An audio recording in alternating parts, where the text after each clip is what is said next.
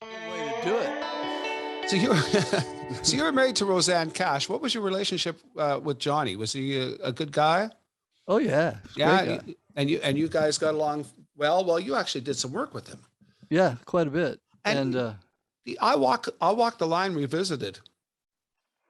yeah, Yeah, I remember Randy Bachman says "I Walk the Line" is the best love song in the world because it never says the word love in it once.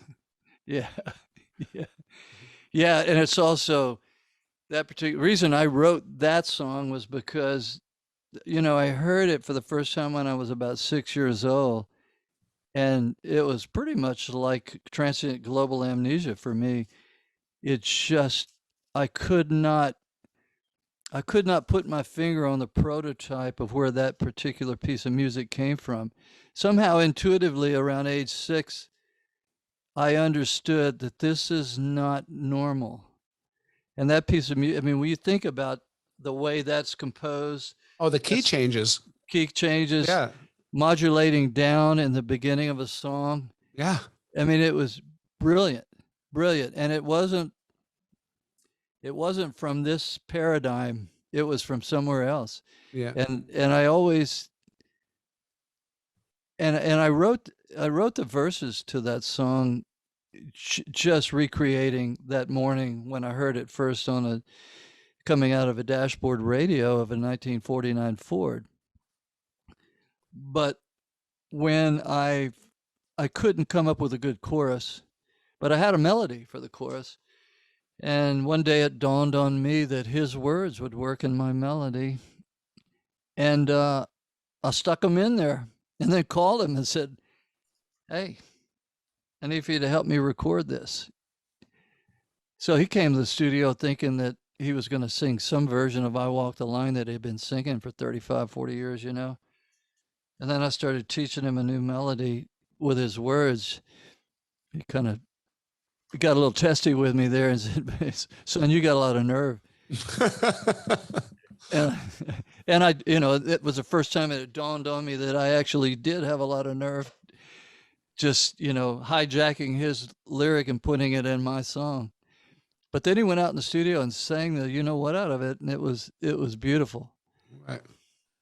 Well, the Trent Reznor thing with "Hurt" with him, that was such an iconic moment in music. Yeah, it was. Unbelievable. I would say that moment was the same as the first time I heard I Walk the Line.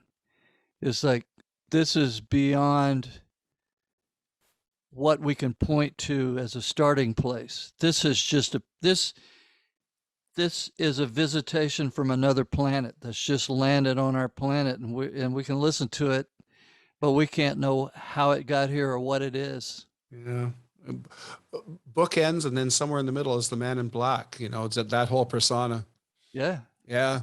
But yeah, I mean, he always seemed like a wonderful person and been through the ringer, as everybody knows. Everybody's watched that the Johnny Cash story or heard of the Johnny Cash story at the very least. I mean, he definitely had lived a hard life, but Yes, he did.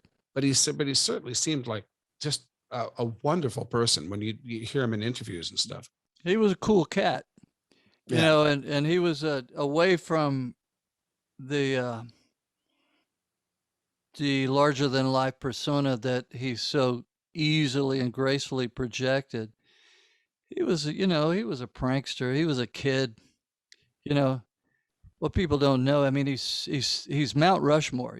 But I was lucky and him being the grandfather of my kids. I'd watch him get down on his hands and knees and make funny noises and play with his grandchildren. It's like that's not the guy on Mount Rushmore. That's some dude from Arkansas.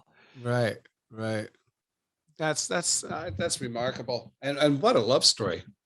So God, just unbelievable that marriage and that relationship was just something else. And didn't they die within a very short time of each other? Pretty close. Yeah, June went first, yeah, which made if you knew John and June the way it worked, it was. I mean, I actually I said to Carlene, June's daughter, Carlene Carter, we were talking about it, and I said, well, June had to go first, because she had to be there when John gets there. because she ran the show. Right.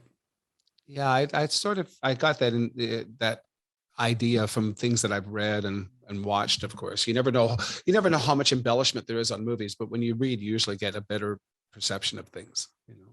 Yeah. Hopefully. Well, it's a movie, Yeah, exactly. They got some things right and they got some things really wrong. So, but what you're going to do? It's a movie. Yeah. You know. Hey, thanks for joining us. Check out our other vignettes and full episodes from a wide variety of guests for more great content. Please like, share, and subscribe, and become a member at SocialNRGpresents.com to access premium content and earn valuable energy points just for watching.